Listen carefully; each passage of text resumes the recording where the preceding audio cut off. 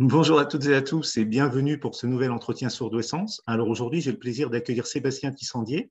Alors Sébastien Tissandier, il a été enseignant pendant 18 ans, professeur en collège de SVT, Sciences et Vie de la Terre. Et aujourd'hui, il est coach en développement personnel spécialisé dans la psychologie des enfants et adolescents à haut potentiel. Et il est aussi écrivain et il vient donc de faire paraître donc ce livre Nous les zèbres, donc qui est paru cette année et qui est porteur d'un concept inédit, c'est-à-dire que c'est un livre à la fois pour les adolescents zèbres et pour les parents d'adolescents zèbres. Alors merci beaucoup Sébastien d'être avec nous. Bonjour. Bonjour Alban. Et la première question en fait que j'avais envie de te poser, c'est est-ce que ce livre, c'est le livre que tu aurais aimé lire quand tu étais adolescent et à la fois le livre que tu aurais aimé que tes parents lisent aussi quand tu étais adolescent? Mais carrément, parce que moi j'ai été bilanté, j'avais 4 ans, donc je ne me rappelle Oh. même pas, hein. J'étais en moyenne section de maternelle et parce que j'ai été bilanté parce que je savais lire, compter jusqu'à 50, écrire, j'ai appris tout seul, donc on m'a fait passer directement au CP. Et puis tout au long de ma scolarité, que ce soit le primaire, mais surtout le collège et surtout le lycée, ça a été compliqué parce que je ne connaissais pas mon mode de fonctionnement. Donc c'est vrai que si on me l'avait expliqué, certainement que mon adolescence aurait été différente et j'aurais surtout aimé que mes parents lisent un livre comme ça parce que tout au long de mon adolescence, je me suis tellement senti incompris par mes parents que ça a été douloureux. Pourtant, je sais aujourd'hui qu'ils ont fait comme ils ont pu avec ce qu'ils avaient parce qu'on ne leur a pas expliqué non plus. Donc certainement que oui, ça aurait été d'une grande aide. Et puis à cette époque-là, en plus, il y avait encore moins, enfin, pour les parents, c'était encore plus compliqué. Il y avait encore moins d'accès à l'information de ce qu'on peut trouver maintenant. Ah, c'est ça, c'était beaucoup moins, on était dans les années 80, donc c'était beaucoup moins développé, il y avait beaucoup moins de médias qui en parlaient, il y avait beaucoup moins de publications, donc c'était plus compliqué. Et alors, donc, enfin, tu travailles beaucoup donc avec les adolescents, et donc ce livre, il est très pratique, hein. On sent toujours le côté très avec les astuces, les côtés pratico-pratiques, comme tu dis, et puis qui donc est un livre ressource, je vais dire aussi bien pour les deux côtés, et illustré de beaucoup d'exemples donc de ta pratique. Est-ce que tu as toujours enfin, par rapport à ton expérience et de professeur et de coach, comment je vais dire, enfin, cette capacité à tout de suite voir chez le jeune, enfin, s'il est concerné donc par le potentiel et de savoir comment le repérer quelque part, hein, de repérer un peu son fonctionnement.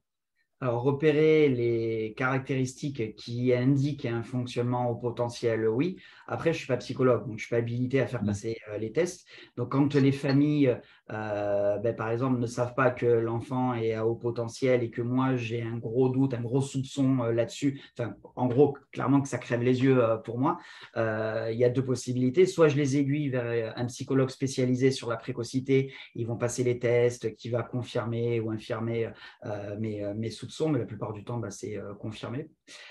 Soit ils n'ont pas besoin du test, en fait, parce que finalement, le test, c'est qu'un mot sur un papier.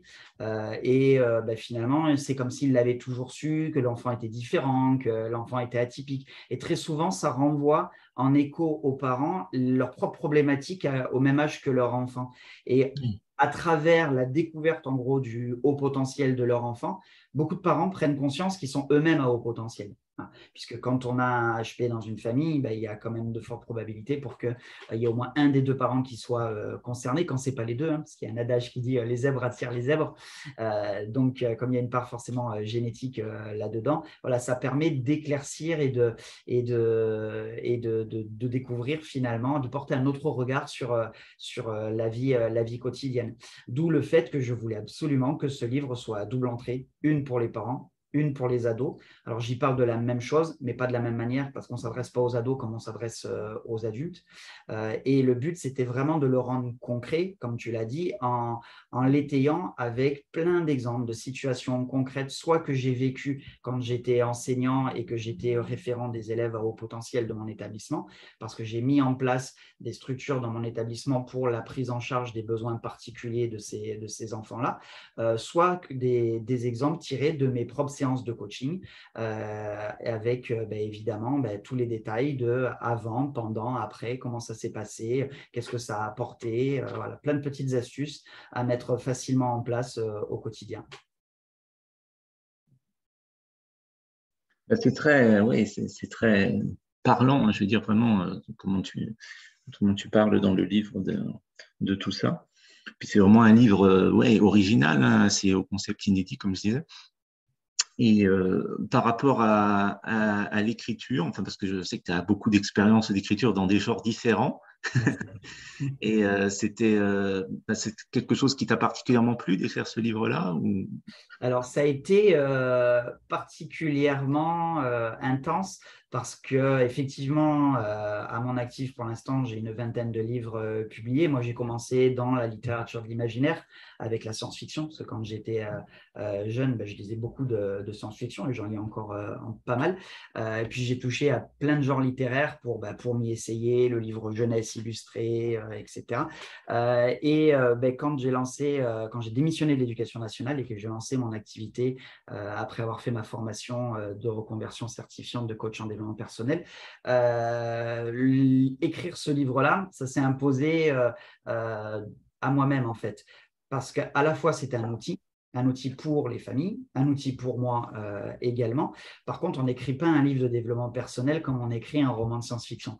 Parce que la trame narrative n'est pas du tout, la même.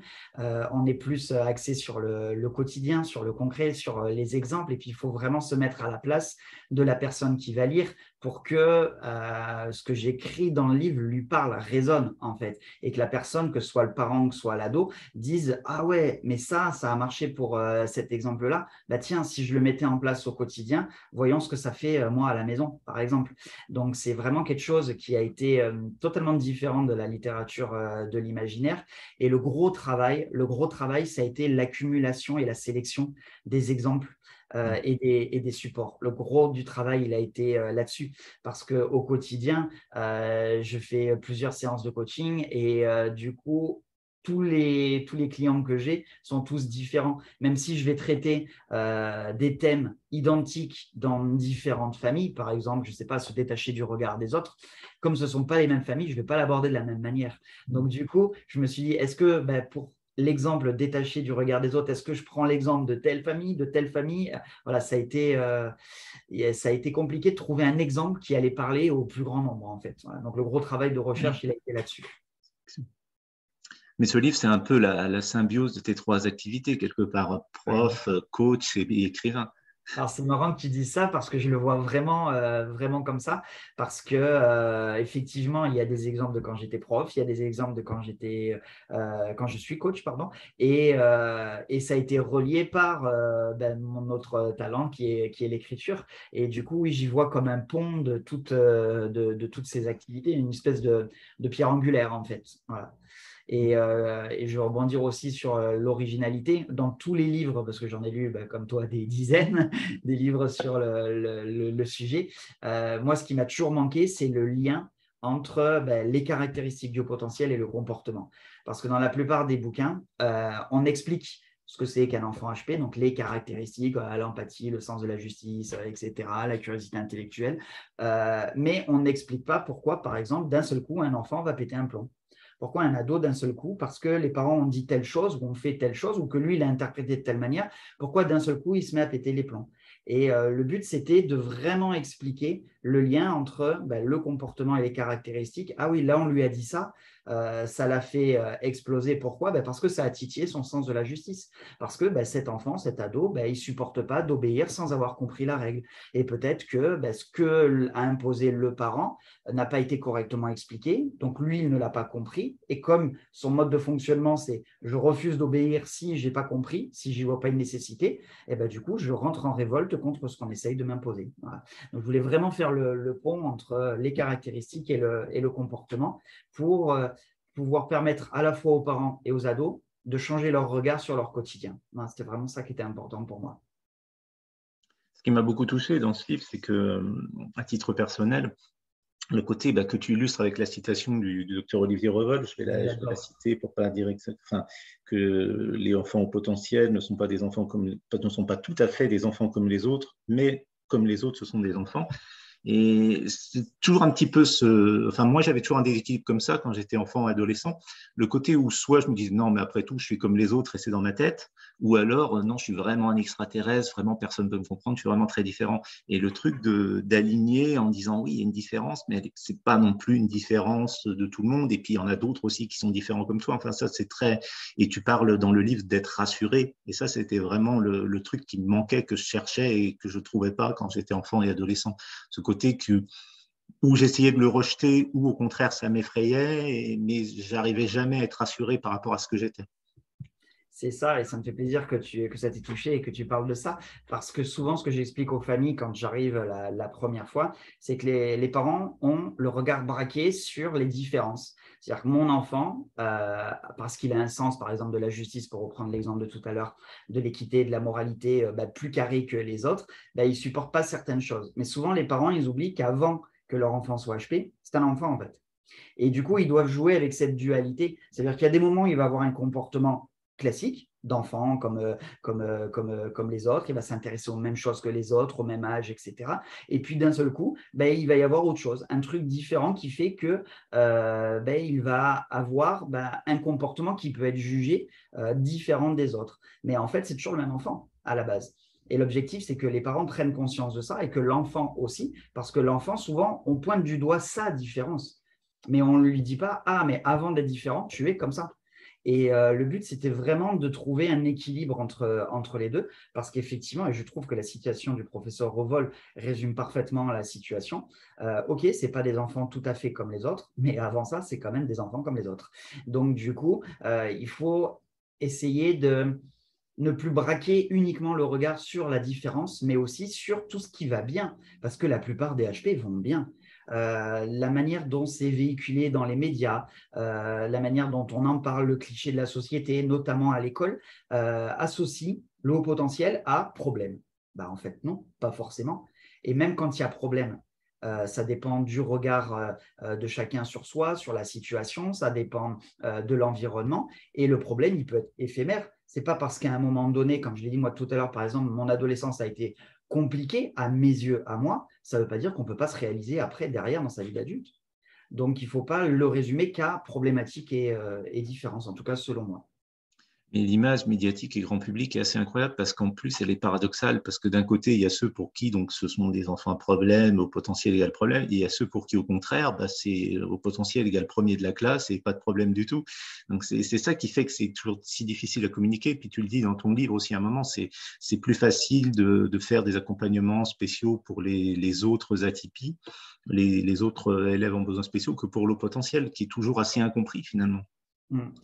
Notamment à l'école. À l'école, le haut potentiel fait peur aux profs. Alors, je peux en parler parce que j'étais prof, même si j'ai jamais eu peur de ça, parce que comme je le suis, du coup, forcément, ça aide. Mais très souvent, j'ai vu des profs qui avaient peur et qui étaient limite agressifs, voire carrément des fois agressifs avec l'enfant à haut potentiel, parce que le prof, c'est celui dans la classe qui est censé en savoir le plus, transmettre le savoir, avoir réponse à tout. Là aussi, c'est très cliché de la société. Et on oublie qu'un prof est humain, en fait. Et que non, on ne sait pas tout. Combien de fois je me suis retrouvé d'un seul coup en classe avec un gamin ou une gamine qui me pose une question et oui, je n'ai pas la réponse.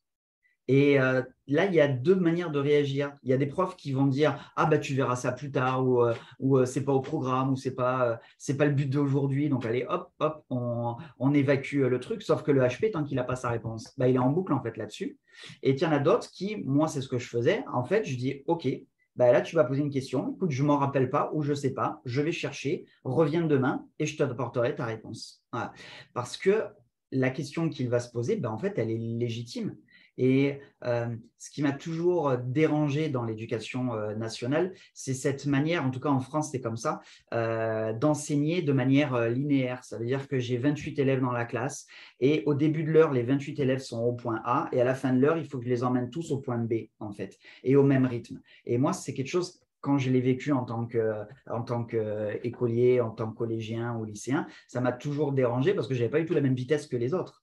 Moi, ce qui m'intéressait quand j'étais enseignant, c'est de me dire, OK, au début, j'ai 28 élèves, peu importe déjà à quel point ils en sont, parce que c'est complètement illusoire de dire ils en sont tous au même point, hein. Ils ont tous des lacunes, ils ont tous des aptitudes différentes, etc. En tout cas, moi, mon objectif, c'est qu'à la fin de la séance, je les amène le plus possible vers le point B. Après, qu'il y en ait 4 ou 5 ou 10 dans la classe qui passent par le point B, le C, le D, le E, pour arriver là où je veux, moi, ça ne m'a jamais gêné. Mais parce que j'ai ce mode de fonctionnement-là. Donc, très souvent, j'étais dans des séances de pédagogie différenciée. Ça veut dire que quand j'avais des élèves à haut potentiel ou quoi, je leur prévoyais une manière de faire tout seul, en autonomie, ensemble, parce qu'ils s'aident énormément ensemble. Et ça a créé beaucoup de stimulation, d'émulation. Ils en arrivaient même à vouloir aider les autres, ce qui, moi, me permettait d'être avec les élèves qui étaient plus en difficulté. Et après, de mixer les groupes, et ça fonctionnait plutôt pas mal. Alors, je ne dis pas que je le faisais à chaque séance parce que c'est hyper chronophage en temps de préparation et d'anticipation parce qu'il faut penser à tout. Et on ne peut pas penser à tout. Donc, des fois, je dis, ah, bah oui, là, je n'y ai pas pensé. Ce n'est pas grave. Mais au moins, je laissais la possibilité à chacun d'évoluer à son rythme. Et ça, je trouve ça important. C'est beaucoup une histoire de rythme en plus, hein, enfin, de rythme d'apprentissage. Ouais. Et puis, deux HP n'ont pas le même rythme. Ça aussi, le cliché que le HP, c'est toujours, effectivement, comme je disais, le premier de la classe, celui qui finit avant ou quoi que ce soit. Non, non. Il y a des HP qui sont en échec scolaire et qui sont en difficulté, qui refusent de travailler, qui en plus, par-dessus, ils peuvent avoir une autre pathologie, comme une dyslexie, comme une dyspraxie, qui peut venir parasiter le haut potentiel. Donc, voilà, ils sont tous différents. Il faut les prendre tous dans leur individualité pour qu'ils puissent fonctionner du mieux possible avec les capacités qui sont les leurs, en fait. Enfin, en tout cas, c'était ma vision des choses quand j'étais prof. Mais enfin, de ce que tu racontes dans le livre, ce qui m'a frappé, et surtout par rapport aux autres témoignages de professeurs que je peux entendre, c'est que ça s'est très bien passé. Souvent, enfin, tu parles surtout d'une classe de quatrième en plus, là où il y avait beaucoup de haut potentiel. Et puis, tu es arrivé en tant que professeur principal à faire admettre des nouveaux, des protocoles, tout ça spécialisés et tout. Donc, on se dit, vraiment, il a réussi ce que beaucoup n'arrivent pas à faire, quoi. Donc, il y a beaucoup de positifs dans. Alors, il y a du positif et il y a aussi du négatif, comme dans toute expérimentation. Effectivement, l'exemple dont tu parles, une année en quatrième, on avait dans mon collège beaucoup d'élèves à haut potentiel qui se retrouvaient ensemble à cause du jeu des options, en fait. Et parmi ceux-là, il y en avait 4 qui étaient en échec scolaire et qui passaient pour ce qu'on appelle vulgairement les perturbateurs. Sauf que ce n'est pas qu'ils étaient volontairement perturbateurs, c'est qu'ils étaient déjà en mal-être profond. Ensuite, ils s'ennuyaient. Ce qu'on leur proposait n'était pas intéressant. Donc, du coup, j'ai décidé de proposer à ma chef d'établissement à l'époque de mettre en place un dispositif expérimental. Ça veut dire de porter le projecteur sur ces 4 élèves-là, de leur faire des ateliers particuliers, déjà leur expliquer comment est-ce qu'ils fonctionnent, on a commencé par ça, et puis de leur permettre de faire des ateliers spécifiques en dehors du temps scolaire, mais toujours au collège, pour apprendre à maîtriser leurs capacités, leurs compétences, etc. Et ce projet, on l'a fait en accord avec l'inspection académique. Et du coup, ça a très, très bien fonctionné puisqu'à la fin de l'année de quatrième, ces 4 élèves se sont vraiment révélés, se sont vraiment apaisés. Voilà, il y avait vraiment, vraiment beaucoup de positifs. Au point que l'année d'après, quand ils sont passés en troisième, on a décidé de créer, toujours avec l'éducation nationale, avec l'inspection académique, de créer une classe dans laquelle on regrouperait tous les élèves à haut potentiel, avec des profs volontaires pour avoir ces élèves-là, sachant que dans la classe, ils étaient 28 et sur les 28 élèves, il y avait 14 HP. Voilà. Alors, 14 HP, bilantés, non bilantés, enfin ça c'était autre chose. Il y en a qui ont été bilantés en cours d'année, etc. En tout cas, il y avait une grosse suspicion pour la plupart d'entre eux. Donc, on a présenté le projet aux familles. Les familles ont adhéré, nous ont donné leur accord. Et du coup, cette classe expérimentale, ça a été très, très enrichissant. Mais comme là, à la fois, que je disais, il y a aussi du négatif parce que ça a été aussi très fatigant parce qu'il faut les suivre hein, quand même. Quand il y en a 14 qui partent dans tous les sens comme ça. Mais moi, j'ai trouvé ça hyper enrichissant et ça a été top. Sauf que l'éducation nationale n'est pas encore prête, selon moi, hein, ce n'est que mon avis, ce que je donne, à prendre en compte la psychologie des ados dans les apprentissages.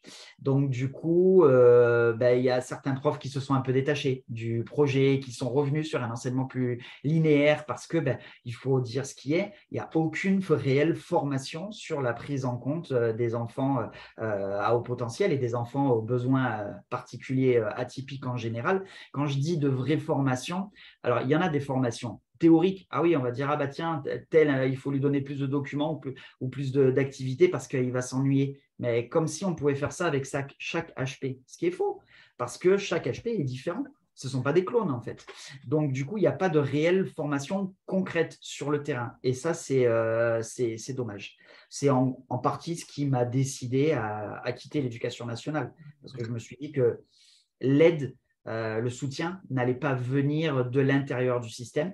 Ça, c'était le premier point. Et le deuxième point, c'est que en agissant sur l'enfant ou sur l'ado, on n'agit pas sur la sphère familiale. Pourtant, la sphère familiale a un impact très important sur le développement de l'enfant et de l'ado. On a beau à l'école mettre en place des choses au niveau pratique, c'est-à-dire oui, alors on va faire la pédagogie différenciée, etc. Si quand l'enfant rentre chez lui, il y a toujours des problèmes de communication ou des conflits avec la famille parce que ils n'arrivent pas à communiquer, ils n'arrivent pas à se comprendre, les parents ne comprennent pas comment fonctionne l'enfant. C'est comme un coup d'épée dans l'eau. Alors oui, ça fonctionne à l'école, donc au niveau des résultats scolaires, ça va mieux, mais par contre, le mal-être, on ne l'a pas résolu. Donc du coup, c'est pour ça que j'ai décidé de quitter l'éducation nationale pour agir directement au cœur des cellules familiales, ce qui est beaucoup plus efficace. Du coup, ça a un effet boomerang sur l'école. Si l'enfant se sent mieux chez lui, mieux compris par ses parents, mieux compris par lui-même, etc., forcément, ce mal-être qui occupait tout son temps, toute son attention et qui le détournait de l'école, une fois que ce mal-être a disparu, il peut s'investir pleinement dans l'école en fait. Donc, c'est beaucoup plus efficace, selon moi. Oui, dans ton activité, en fait, oui, dans la continuité, puis d'aller chercher plus en amont, enfin, je ne sais pas si on peut dire en amont, mais enfin, là où peut-être effectivement les choses sont plus, comme tu disais, enfin, qu'on peut mieux influer, en tout cas que ça a plus d'effet que de traiter. Et c'est vrai qu'il y a beaucoup de gens qui font la séparation, en plus comme s'il y avait vraiment d'un côté la sphère familiale et de l'autre côté la sphère scolaire ou professionnelle après plus tard. Mais on oublie souvent que forcément c'est lié. Et puis effectivement, d'agir comme tu le fais maintenant dans le coaching, dans la sphère familiale, enfin dans la vie, je veux dire, de tous les jours comme ça, c'est forcément plus porteur que de se limiter dans un carré. C'est sûr. À l'école, on demande aux enfants de déposer leurs problèmes au portail du collège. Mais nous, les adultes, on n'est déjà même pas capable de faire ça. Qu'est-ce qu'on va demander à des enfants? Donc, non, c'est pas possible. Donc, effectivement, l'avantage, c'est que je profite aussi de mon expérience de 18 ans d'enseignement. Donc, quand je vais dans les familles, forcément, j'ai la pédagogie, la manière de parler. Et puis, je peux à la fois traiter ce qui se passe dans la famille et traiter les inquiétudes par rapport à l'école ou ce qui se passe à l'école, parce que je sais comment ça se passe à l'école. Voilà. Donc, du coup, c'est très, très complémentaire, en fait. Voilà. Et en plus, depuis quelques temps maintenant, on apprend à gérer les émotions, puisque je suis aussi hypnothérapeute. Donc, du coup, tout ça est complémentaire. Ça me permet d'apaiser les émotions pour pouvoir traiter le mal-être et en même temps remettre en selle quand l'enfant, par exemple, est en échec scolaire. Donc, voilà, je me régale.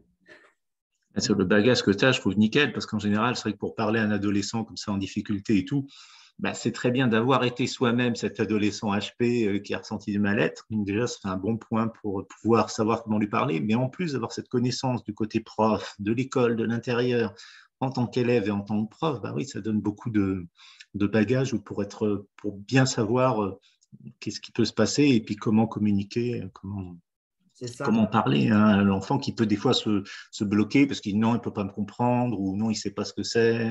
Et d'ailleurs, très souvent, quand j'arrive et que je rencontre une famille, que ce soit en présentiel dans ma région ou en visio, puisque j'accompagne des dizaines de familles à travers la France et en Belgique, souvent, à la première séance, qu'on appelle l'anamnèse, c'est celle où on pose toutes les problématiques pour que moi, je puisse avoir en fait un tableau général de la situation et identifier en fait les points de blocage. Très souvent, elle est dans 9 cas sur 10. l'ado essaye de me balader, il essaye de me manipuler, puisque la manipulation est un, comment dire, super pouvoir inné des HP. Donc, il essaye de me faire croire, oui, bah, ça va, moi, ok, non, mais c'est mes parents qui ont fait appel à vous, donc du coup, moi, tout va bien, etc. Donc, au début, je les laisse faire et tout ça. Mais ce qu'ils ignorent, c'est qu'ils ont beau être très forts dans la manipulation, je pratique depuis 42 ans, en fait. Donc, du coup, j'ai toujours 3 coups d'avance sur eux. Donc, je les laisse faire et tout. Et puis, au bout d'un moment, je leur dis, bon, 2 possibilités. Soit on continue à tourner autour du pot, soit on attaque vraiment les vrais problèmes. Parce que je leur dis, si tu penses que tu me donnes l'illusion que voilà, tout va bien, je dis en fait, je lis en toi comme dans un livre ouvert, en fait. Donc, l'espèce d'armure que tu mets autour de toi, tu vois, je leur parle comme ça. L'espèce d'armure que tu mets autour de toi, pour moi, elle est transparente. Voilà. Et je leur dis même, tu n'as pas besoin d'essayer de cacher telle ou telle chose, je les sens déjà et je les vois déjà. Et là, très souvent, ils me testent. Très souvent, ils me disent, ah ouais, allez, allez-y, allez-y, ok, il n'y a pas de souci. Et du coup, j'appuie pile là où il faut. Et là, d'un seul coup, ils se décomposent et tu vois l'armure qui fait choum. Et là, je leur dis, bon, alors on continue à tourner du pot ou on s'attaque vraiment au truc qui est en train de te faire pleurer, qui te rend triste, qui te rend malheureux, parce que moi, c'est ça qui m'intéresse. Que tu ne sois plus triste, que tu ne sois plus malheureux, que tu sois bien dans ta peau, bien dans ton corps et qu'à la famille, la sérénité revienne. Et souvent, bah, direct après, j'ai l'adhésion de l'enfant et ils se disent, ah ouais, en fait, on peut faire quelque chose. Je ne suis pas condamné à être malheureux ou à cacher mon mal-être, en fait. Voilà. Et c'est vraiment ça qui m'intéresse.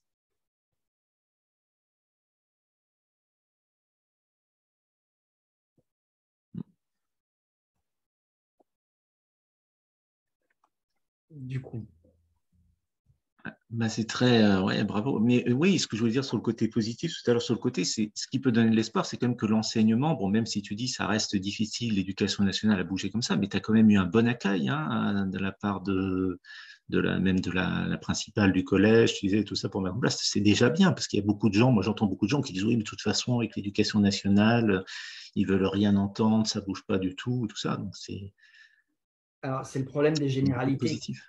Bien sûr, c'est le problème des généralités parce que les gens parlent de leur propre expérience et font une généralité, surtout d'éducation nationale. Bien sûr qu'il y a beaucoup de gens bienveillants dans l'éducation nationale et j'ai des tas d'exemples de familles qui sont tombées telle ou telle année sur un enseignant, une enseignante, etc., qui avait un regard bienveillant et qui apportait des solutions à son niveau par rapport aux problématiques que pouvaient rencontrer leurs enfants. Donc, heureusement, évidemment qu'il y a ça. Moi, je parle plus en termes de prise en compte générale au niveau du système.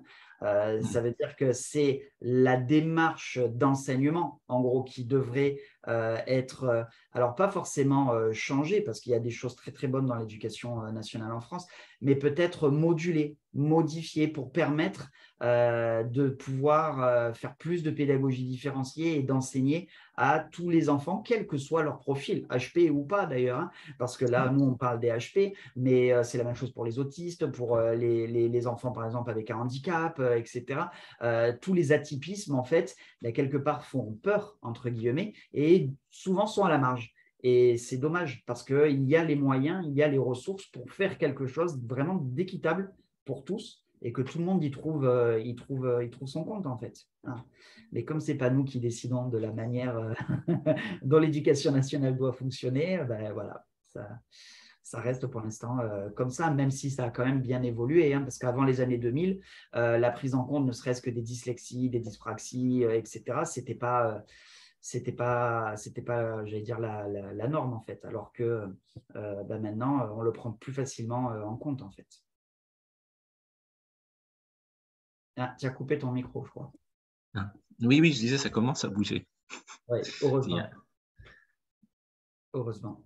Oui, et c'est vrai que je pense que ce qui nuit beaucoup à la prise en compte de différents atypismes et tout ça, c'est le fait qu'on est très campé, surtout en France, peut-être sur une vocation égalitaire, et on oublie souvent que oui, que l'égalité c'est bien, mais l'équité c'est encore mieux. Puis parler du souci d'équité aussi chez les HP et que faire quelque chose d'équitable, c'est quand même beaucoup mieux que de faire quelque chose d'égalitaire, donc qui traiterait tout le monde de la même façon, tout le monde est au point A, les amène tous au point B. Ça peut sembler bien comme ça l'égalité, mais ça peut aussi être très injuste finalement. C'est ça. Et c'est vrai qu'on se heurte souvent à ça, hein, quand on parle du HP et tout ça, on dit, ben oui, mais faut pas traiter enfin, faut traiter de manière égalitaire. Donc, faut Mm. pas mettre plus d'attention sur un élève qu'un autre. Pourquoi? Enfin, j'en entends des choses comme ça. C'est pour ça qu'une des caractéristiques principales des HP, c'est le fameux sens de la justice, de l'équité et de la moralité. Et quand à l'école, ils trouvent que le traitement n'est pas équitable, en fait, c'est juste insupportable. Ils trouvent ça bascule sur l'injustice. L'injustice bascule sur la susceptibilité, la frustration, voire la colère, en fait.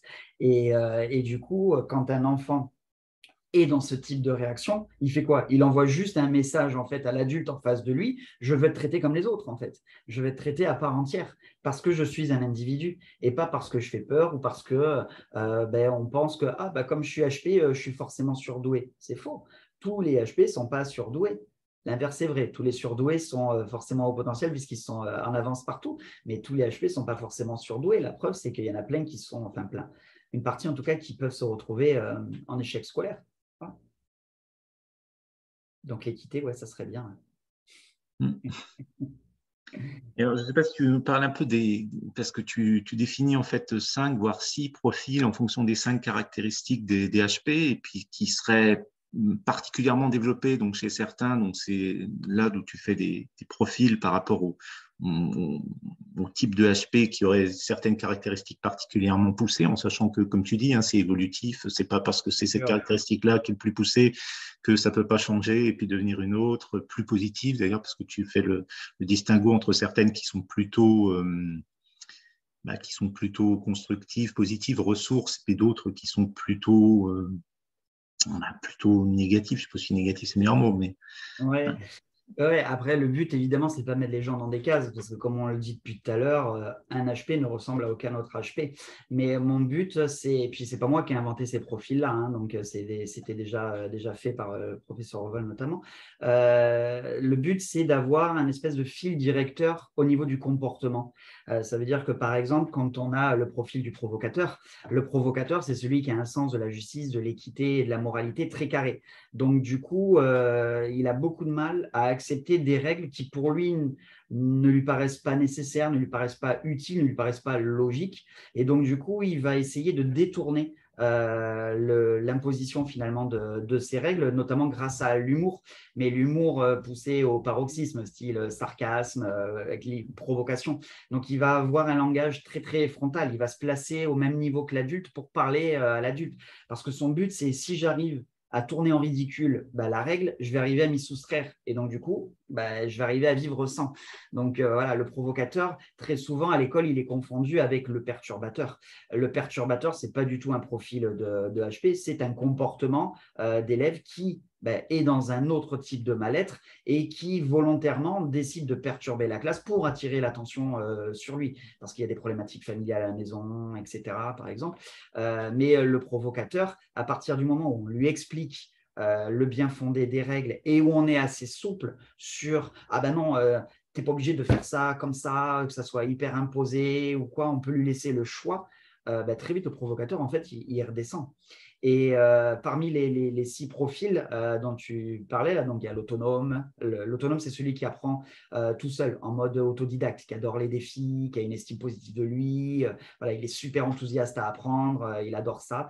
Il y a le rêveur, celui qui a une pensée en arborescence tellement importante qu'il se perd dans ses pensées, qu'il oublie des choses. Voilà, il est complètement dans la lune, en fait. Il y a le perfectionniste, c'est celui qui ne supporte pas les imprévus et qui essaye de tout contrôler, style je recherche la perfection, sauf que la perfection n'existe pas. Donc, sa seule arme, c'est l'hyper-contrôle. Je vais essayer de tout contrôler, les autres, l'environnement, moi-même, pour avoir l'impression que je peux anticiper tous les imprévus qui, pour moi, sont super désagréables.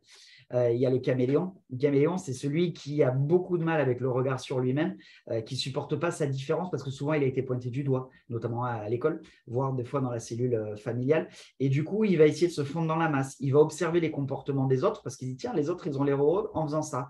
Moi, je suis malheureux. Tiens, si je faisais ça, peut-être que je serais heureux. Sauf qu'en faisant ça, il renie sa propre identité, ses propres besoins, en calquant les besoins et l'identité des autres sur lui. Donc, en fait, ça ne résout pas le problème, mais ça lui donne l'illusion que ça résout le problème.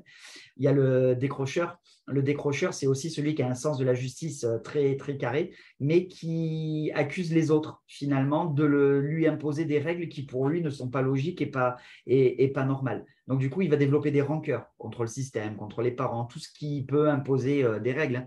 Parce que quand on y réfléchit bien, les parents, c'est quoi? C'est un microcosme de la société, en fait. Donc, du coup, les parents imposent aussi des règles. Et du coup, ces rancœurs vont donner naissance à de la colère en termes de moyens d'expression. C'est des enfants qui vont communément ce qu'on appelle faire des crises. Alors, je n'aime pas trop ce terme-là parce que ce n'est pas une crise. Et puis, la connotation crise, c'est quelque chose de très, très péjoratif. En fait, un enfant qui se roule par terre, qui casse des objets, qui s'énerve, en fait, il fait passer un message. Il n'est pas bien. Donc, ce qui est important, ce n'est pas ce qu'il est en train de faire, c'est le message qu'il est en train de véhiculer, en fait. Voilà. Donc, parmi tous ces profils, il n'y en a que deux qui dépendent uniquement de la personne, c'est le rêveur et l'autonome. Donc, c'est ce que j'ai appelé des fonctionnements de base. Ça veut dire que, comme au moment où l'enfant naît, il ne dépend que de lui-même, il n'est pas encore en interaction avec son environnement, etc. Et comme il naît, il est HP, il a soit une tendance rêveur, soit une tendance autonome, sachant que les deux sont très, très, très, très liés par la pensée en arborescence. Et ensuite, au fil des événements que l'enfant va vivre, va parfois subir, il y a d'autres comportements, des autres profils qui viennent parasiter le fonctionnement de base. Par exemple, moi, quand j'étais adolescent, j'étais décrocheur à 100%. En tout cas, je pensais que j'étais décrocheur à 100%. C'est-à-dire que j'en voulais à mes parents de ne pas me sentir compris. J'en voulais à l'école parce que je m'ennuyais profondément. J'en voulais à la société d'imposer des choses qui, pour moi, n'étaient pas normales, des trucs qui me faisaient bondir. Genre, les gens qui jettent les mégots par la fenêtre dans la voiture, c'est un truc qui m'a…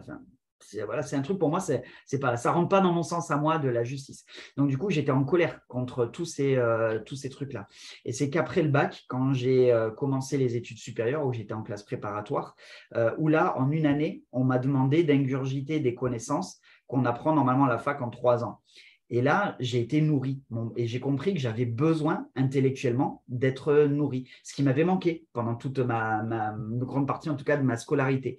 Et je me suis rendu compte qu'en fait, non, je ne suis pas décrocheur, je suis autonome. Sauf que j'étais tellement aveuglé par ma colère que je ne voyais pas l'autonome en moi, en fait. Donc, j'ai fait un travail sur moi pour me débarrasser de cette colère, élargir mon sens de la justice, en fait, gommer le décrocheur. Et une fois que j'ai réussi à gommer le décrocheur, je suis redevenu autonome à 100%. Et toute ma vie, ça a toujours été défi après défi. Il y a eu le défi éducation nationale. Dans l'éducation nationale, il y a eu des petits défis, voilà, créer la classe d'HP, faire plein de choses. Même dans le sport, je me suis mis au tir à l'arc. Une fois que je me suis mis au tir à l'arc, je me dis, tiens, je vais devenir entraîneur de tir à l'arc. Puis une fois que j'étais entraîneur, je dis, tiens, je vais emmener un jeune au championnat de France. Puis tiens, on va ramener une médaille. Ah, on a ramené une médaille. Et une fois que j'ai fait tout ça, j'ai arrêté le tir à l'arc parce que pour moi, j'avais fait tout le tour. Et j'ai basculé sur un autre défi. Et pareil, j'ai commencé à écrire des livres. Au début, c'était pour moi. Puis après, du coup, j'ai un éditeur qui m'a repéré. Et puis finalement, j'en ai fait d'autres en littérature jeunesse, etc. Puis j'ai changé de métier. Je me suis lancé le défi d'écrire Nous les zèbres. Et là, je me suis lancé le défi de faire une formation d'hypnothérapeute, etc. Et je sais que toute ma vie sera constituée comme ça de défis. Mais c'est top parce qu'on fait tout le temps des nouvelles choses. J'adore. Donc, pour revenir sur les différents profils, oui, très souvent, ce qu'on voit, c'est le comportement extérieur. Ce que j'appelle en coaching, c'est ce qu'on appelle en coaching et même en hypnothérapie, le symptôme. Ça veut dire la manifestation qu'on voit à l'extérieur, mais qui traduit la perturbation qui est invisible à l'intérieur.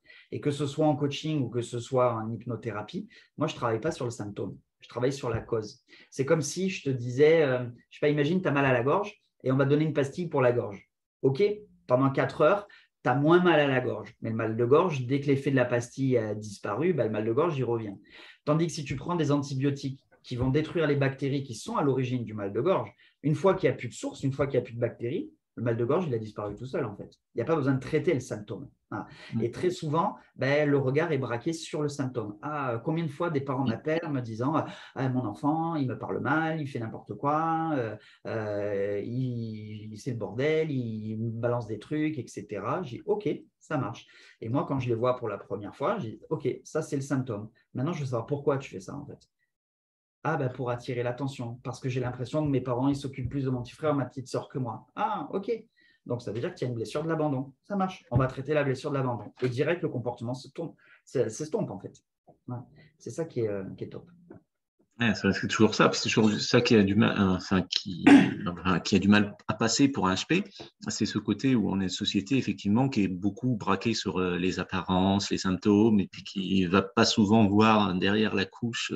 Comme tu disais, il y a plusieurs couches. C'est comme un oignon toujours. Quand tu disais en C'est ça. traitement, il faut traiter Donc, différentes couches comme ça. Puis c'est vrai toujours, que je la les pèle comme société un a oignon. tendance à ne voir que ce qui est en superficie, là, les symptômes, les apparences et tout, et puis de traiter ça alors que on ne traite pas le problème en traitant ça. Ah non. C'est difficile à admettre quand on est HP comme ça qu'on puisse, quand on voit qu'on prend au sérieux plus l'apparence ou le symptôme que les causes plus profondes. Oui, et parce que je rebondis sur ce que tu viens de dire, c'est compliqué à comprendre pour les HP. Et quand j'arrive dans une famille, que je commence toujours par alors, qu'est-ce qui s'est passé depuis la semaine dernière, depuis qu'on ne s'est pas vu, etc. Si ils ne m'ont pas appelé entre-temps, s'il n'y avait pas eu un gros truc, etc. Ils m'ont dit, là, on s'est pris la tête, il y a eu un conflit hier. Et donc, le gamin me dit, oui, et ma mère m'a dit ça, et moi, je n'étais pas d'accord. Et du coup, j'ai balancé un truc et je l'ai cassé. La première chose que je leur dis, je dis, c'est OK. Là, il me regarde. Genre, tu es en train de me dire que c'est OK que j'ai balancé un truc et que j'ai cassé. Ouais, c'est OK. Parce que moi, ce qui m'intéresse, ce n'est pas que tu aies jeté l'objet, c'est pourquoi tu l'as fait. Donc, déjà, j'accueille le comportement. Tu vois, je l'accepte. Je le valide. Même si je ne le cautionne pas, c'est fait, c'est fait. Je ne peux pas le changer. Donc, ça va servir à quoi? Et puis, ce n'est pas mon rôle de lui dire c'est bien, c'est pas bien. Il a des parents pour ça, en fait. Voilà, moi, je ne suis pas dans le jugement et la critique. Je dis juste c'est OK. Je dis par contre, maintenant, j'aimerais savoir pourquoi tu as fait ça. Qu'est-ce qu'on t'a dit? Qu'est-ce qui s'est passé qui a provoqué ça? Et derrière, OK, imagine demain, il se repasse un truc identique. Comment est-ce que tu pourrais envisager demain de réagir autrement que ce que tu as fait aujourd'hui pour que tu ne sois plus dans le même état émotionnel? Parce que regarde, tu as balancé quelque chose, mais regarde, tu es toujours énervé. Donc en fait, ça n'a rien apaisé du tout. C'est là que je leur explique la distinction entre symptômes et cause, en fait. Et donc, du coup, je porte le regard non plus sur la surface émergée de l'iceberg, le symptôme, mais sur la surface, sur la partie qui est immergée, qui est en dessous. Et c'est ça qu'on traite. Et c'est vrai que je donne souvent l'image de l'oignon. On commence par peler les premières couches et on arrive au cœur du problème qui est très souvent lié à des blessures de l'âme ou à des sentiments de rejet, d'incompréhension. Voilà.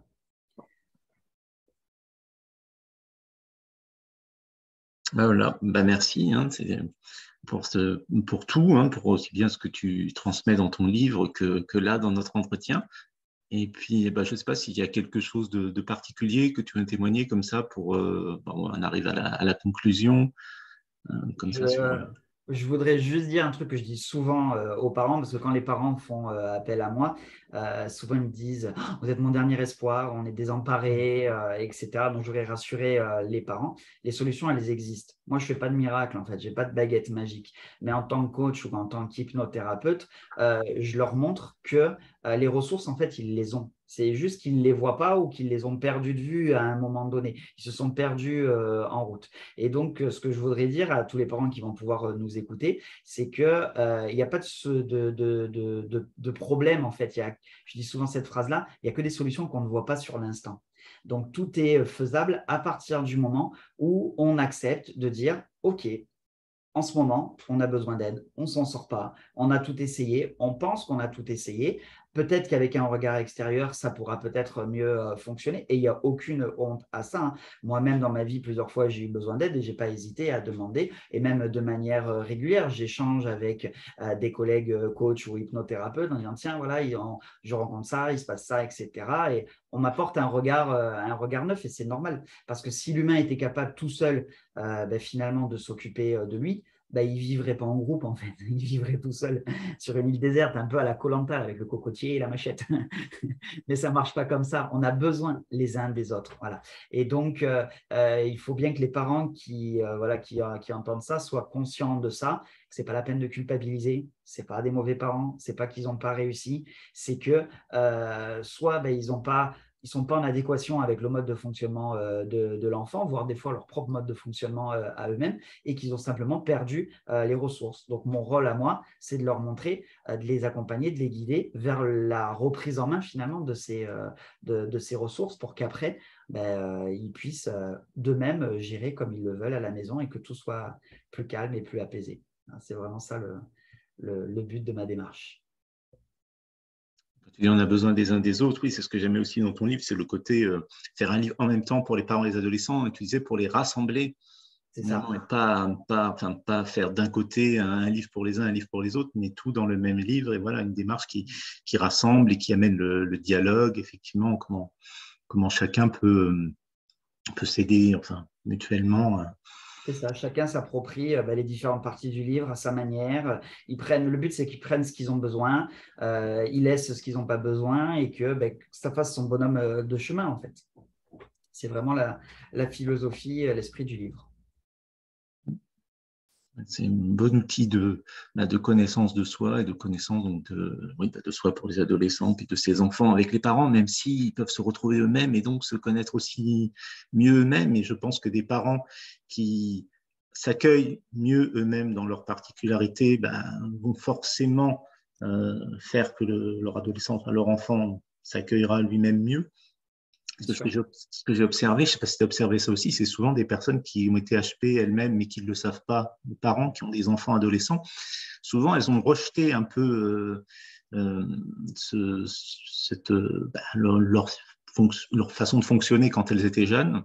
Et donc, quand elles revoient ça chez leur enfant, il y a une espèce de rejet, mais qui est le rejet d'eux-mêmes de ça, parce qu'ils en ont peur ou parce qu'ils se sont dit qu'il fallait le gommer et tout ça. Et quand ça réapparaît comme ça chez leur enfant, il peut des fois avoir alors qu'ils pourraient le comprendre parce qu'ils sont expérimentés. Au contraire, il y a cette espèce de rejet parce qu'ils diraient ah non, il va pas faire comme moi, il va pas. Je sais pas si tu as observé ça, mais des fois je trouve que c'est assez incroyable de voir que des personnes qui pourraient comprendre parce qu'elles ont vécu ça, mais en fait elles vont plus rejeter parce que ça les ramène à quelque chose d'elles qui leur fait peur.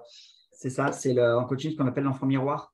C'est-à-dire que quand on a un enfant et qu'on observe son comportement, ça fait écho avec le nôtre.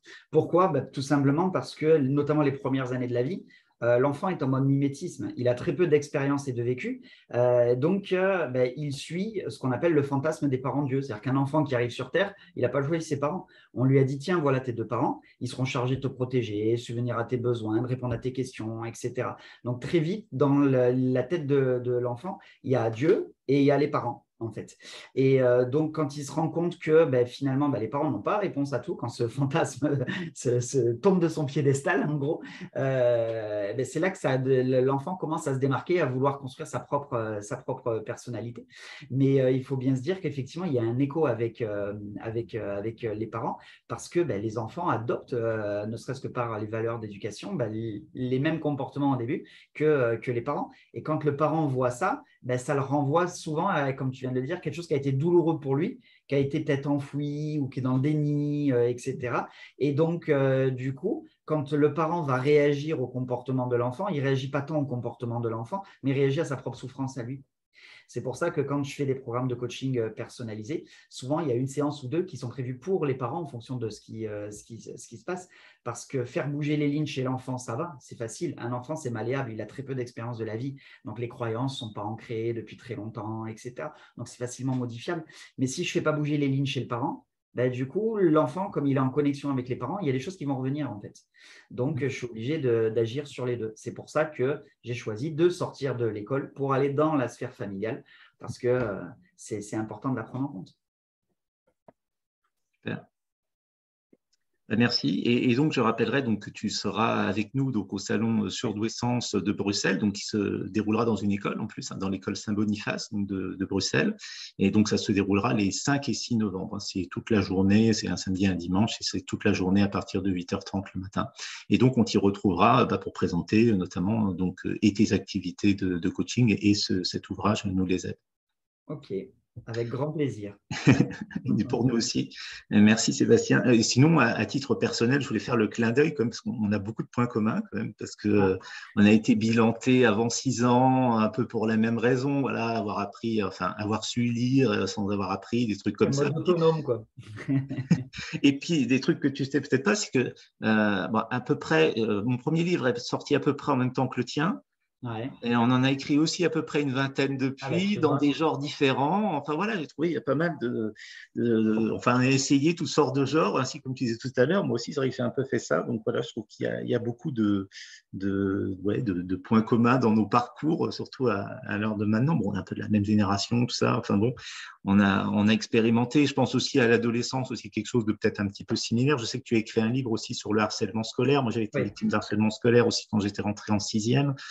Donc, je ne sais pas si c'est à partir un peu d'expérience personnelle, ce livre, ou si c'est… Il est parti d'une histoire vécue dans mon collège, voilà. Mais que j'ai transformé en fiction. J'ai changé les D'accord. lieux, les personnages, etc. Par contre, j'ai gardé le fil conducteur et j'ai changé aussi la fin parce que je ne voulais pas que le jeune qui ait vécu cette situation, non seulement puisse alors, se reconnaître, à la limite, il le sait que le livre, parce que j'ai demandé l'autorisation d'exploiter l'image, enfin l'image, pas l'image, pardon, l'histoire en la transformant et tout ça, donc là-dessus, il était OK et tout ça. Mais je ne voulais pas qu'il puisse être reconnaissable par Oui. diverses personnes dans l'entourage. Cette histoire lui appartient. Elle s'est heureusement bien finie, alors qu'elle aurait pu très mal se terminer, d'où le message en fait du livre. Mais je voulais, pour l'avoir vécu de près, délivrer le message, voilà, plus jamais ça en fait, parce que le harcèlement, il est quotidien à l'école. Ne serait-ce que les petites moqueries, les petites insultes comme ça, les « ah, mais c'est pour rigoler » et tout. Non, c'est du harcèlement en fait. Ah. Et c'est constant et ça prend de plus en plus d'importance, je trouve, en fait. Et malheureusement, les enfants en parlent de moins en moins parce qu'il y a un sentiment de honte, de culpabilité. C'est moi qu'on harcèle, le regard des parents. Si je rentre et que je dis qu'on m'a embêté, qu'on m'a pris mon sac à dos, qu'on a fait tout ça, qu'est-ce que je vais provoquer chez mes parents? Est-ce que je ne vais pas les décevoir de ma réaction? Voilà. Donc, c'est pour ça qu'il y a beaucoup de tabous, en fait. Voilà. Et je voulais vraiment que ça le soit le moins tabou possible et que on sache que oui, ça existe. Ça existe malheureusement tous les jours. Tous les jours, à toutes les heures de cours, les enfants se harcèlent les uns les autres. C'est la jungle, l'école. Et en tant que prof, tu as vu aussi des choses comme ça? Ah, j'ai vu des choses comme ça, oui. Et ne serait-ce que, je peux raconter une petite anecdote. Pardon, j'ai un truc dans la gorge.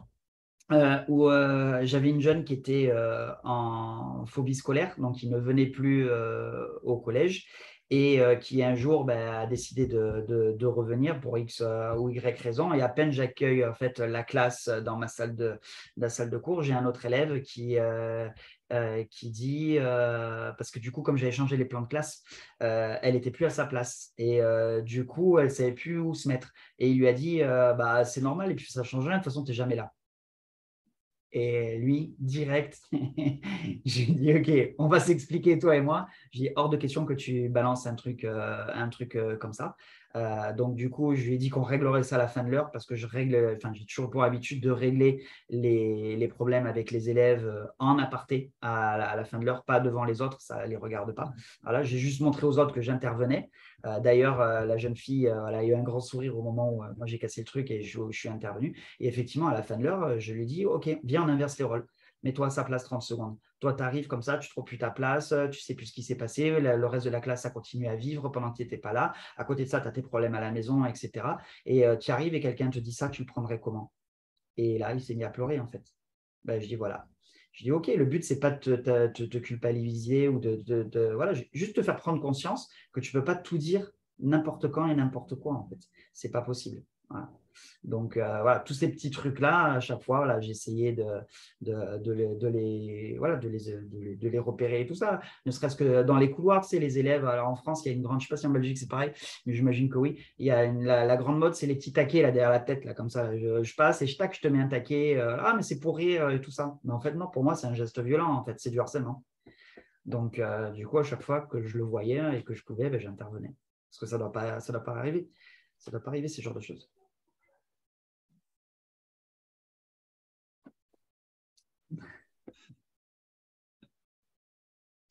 Merci Sébastien, merci d'avoir été avec nous et puis à bientôt à Bruxelles alors. Merci à toi et à bientôt à Bruxelles. Merci.